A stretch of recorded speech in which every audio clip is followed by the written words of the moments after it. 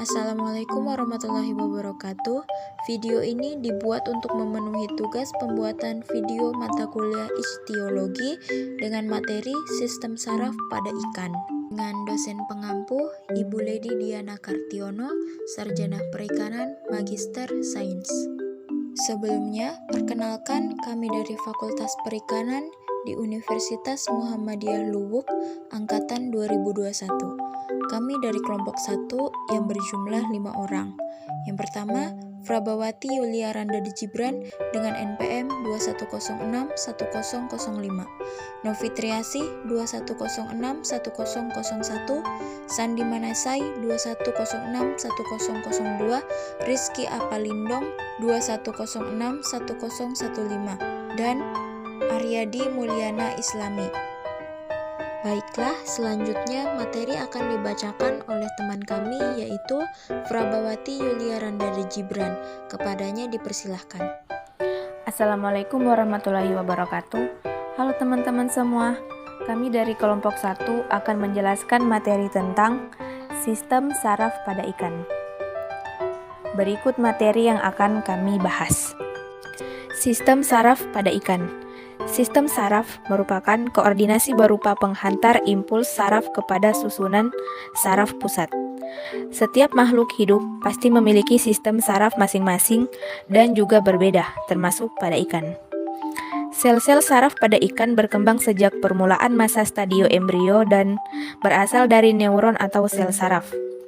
Setiap neuron tersebut terdiri dari inti neuron dan jaringan perpanjangan sel yang terdiri atas dendrit dan akson.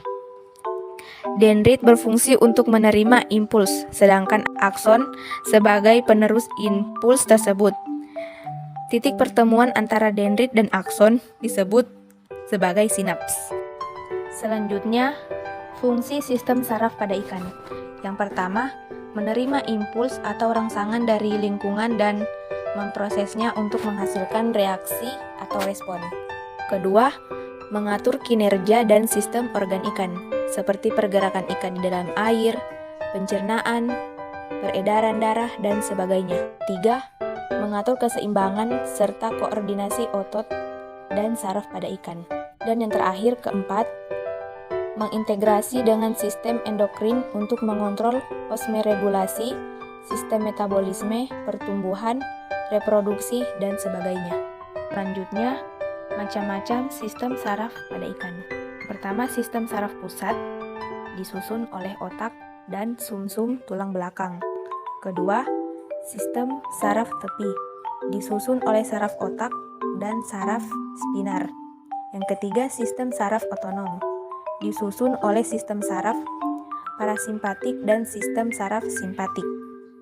Keempat, organ perasa khusus terdiri atas organ urat sisi, hidung, telinga, dan mata. Sistem saraf pusat. Pertama itu otak. Bagian-bagian otak diantaranya yaitu yang pertama telenkephalon. Ini merupakan bagian otak ikan yang paling depan. Di dalam telenkephalon terdapat gelembung penciuman yang memiliki sel saraf penciuman dan menjadi pusat indera penciuman ikan. Bagian otak telenkephalon terdiri atas lobus olfaktori, tractus olfaktorius, bulbus olfaktorius, hemispherium cerebri. Bagian otak yang kedua, dienkephalon, ini terletak di belakang telenkephalon ventral. Di bagian otak ini terdapat talamus, hipotalamus, lobus inferior, sulcus valvulus. Otak yang ketiga, mesenkephalon, merupakan bagian otak tengah yang menjadi pusat indera penglihatan. Mesenkephalon terdiri dari lobus opticus, stratum fibrosum, stratum griseum central, stratum album central. Bagian otak yang keempat, metenkephalon. Ini merupakan bagian otak yang cukup besar dan terletak di belakang mesenkephalon.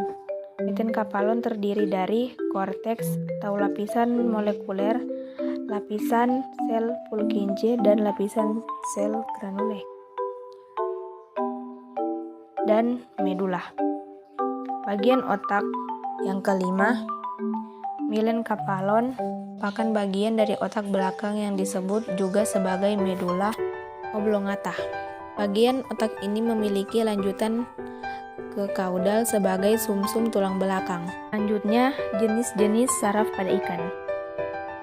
Berdasarkan jenis organ yang dirangsang, sistem saraf pada ikan dibedakan menjadi dua, yaitu yang pertama, saraf cerebrospinali, yaitu saraf yang merangsang otot bergaris pada ikan. Yang kedua, saraf otonom, yaitu saraf yang merangsang otot jantung, urat daging licin, dan juga kelenjar-kelenjar dalam tubuh ikan. Selanjutnya, berdasarkan fungsi dan rangsangan. Berdasarkan fungsi dan rangsangan saraf pada ikan dapat dibedakan menjadi tiga, yaitu saraf sensible, yaitu saraf yang berfungsi untuk meneruskan rangsangan dari perifer ke sistem saraf pusat. Yang kedua, saraf motoris, yaitu saraf yang meneruskan rangsangan dari sistem saraf pusat ke sistem saraf tepi. Yang ketiga, saraf penghubung, yaitu saraf yang menghubungkan satu jenis saraf dengan jenis saraf yang lainnya, seperti antara saraf motorik dengan saraf sensibel. Yang terakhir yaitu cara kerja sistem saraf pada ikan. Secara umum, cara kerja dari sistem saraf pada ikan yaitu ketika ikan menerima rangsangan dari lingkungannya melalui organ perasa seperti kulit, sirip, dan ekor. Impuls yang berupa yang diterima ikan melalui organ perasa diubah menjadi gelombang elektrokimia dan ditransmisikan ke sepanjang sistem saraf yang tersusun atas neuron-neuron atau serabut saraf.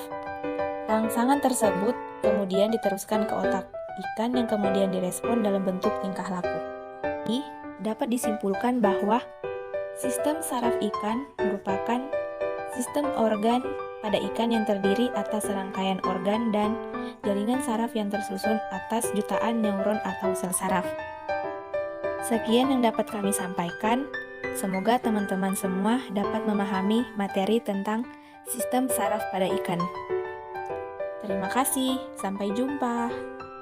Itu tadi telah dibacakan materi sistem saraf pada ikan. Semoga teman-teman semua dapat memahaminya.